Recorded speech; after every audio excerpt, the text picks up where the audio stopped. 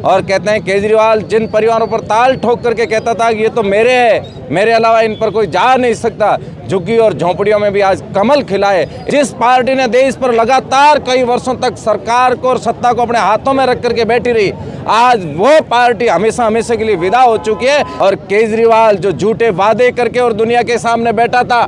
Free की योजनाएं दुनिया के सामने बता करके बैठा था, सरकारी स्कूलों का ढांचा सुधारने के जो वादे किए थे, आप दिल्ली के सरकारी स्कूल और उन योजनाओं को और खोखे वादों को देख करके दिल्ली की पूरी जनता में त्रैमाम मच चुका था। आप आज बाड़मेर के साथ साथ पूरे भारतवर्ष में एक खुशी का जश्न देख रहे हो और बाड़मेर में कार्यकर्ताओं का जो उत्साह और जोश है उसको देख करके और आप सबको लगता होगा कि दिल्ली की सरकार कितनी इम्पोर्टेंट थी। आपको बताते हुए बड़ा हर्ष भी हो रहा है कि भारतीय जनता पार्टी जो लगातार दिल्ली के अंदर कार्यकर्ताओं के साथ मिल कर के और एक एक परिवार एक एक घर तक, और कहते हैं केजरीवाल जिन परिवारों पर ताल ठोक करके कहता था कि ये तो मेरे है, मेरे अलावा इन पर कोई जा नहीं सकता, झुग्गी और झोंपड़ियों में भी आज कमल खिलाए, इसको लेकर के और आम कार्यकर्ता में खुशी है और जिसको लेकर के और बाड़मेर जिले के मुख्यालय पर आज कार्यकर्ता जश्न मना रहे हैं। 27 साल का इंतजार क्यों करना पड़ा, क्यों 27 साल बाद जो है वो भी भारतीय जनता पार्टी है 2014 से पहले का भी इतिहास देख सकते हैं, उसके लिए भी भारतीय जनता पार्टी ने एक लंबा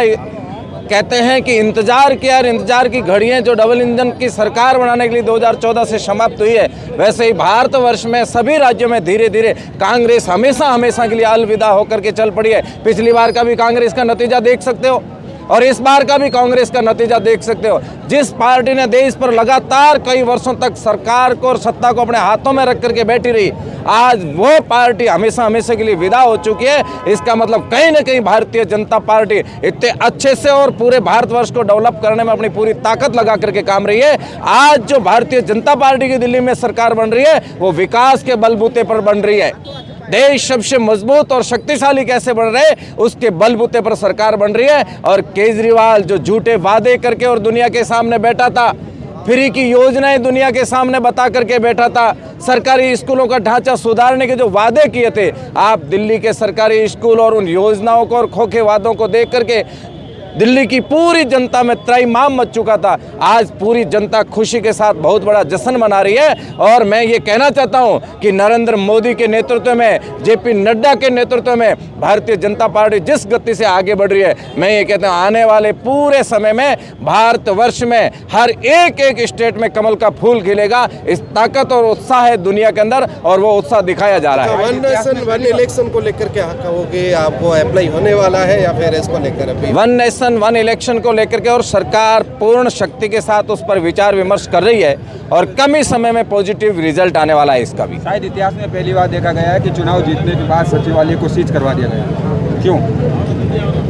इसको लेकर के और अभी मैं कुछ नहीं कह पाऊंगा आप सबको। अनंत जी, जो गठबंधन है बहुत ही ज्यादा भारी पड़ा, नेक्स्ट चुनाव तक अब बहुत हैवी लेवल पर भारी बना, भाजपा एक के लिए जो स्ट्रगल कर रही है, इसको लेकर क्या कुछ जहन में क्लियरिफाई करोगे? भारतीय जनता पार्टी एनडीए का जो गठबंधन है वो एनडीए भारतीय जनता के पार्टी के साथ में है। शेष जितने भी दल है, क्षेत्रीय दल है चाहे राष्ट्रीय दल है, वो सारे एक होकर के चुनाव लड़ रहे हैं, लेकिन आम जनता ने उन सारे दलों को नकारा है और उसका नतीजा आज दिल्ली में हम सब देख रहे हैं।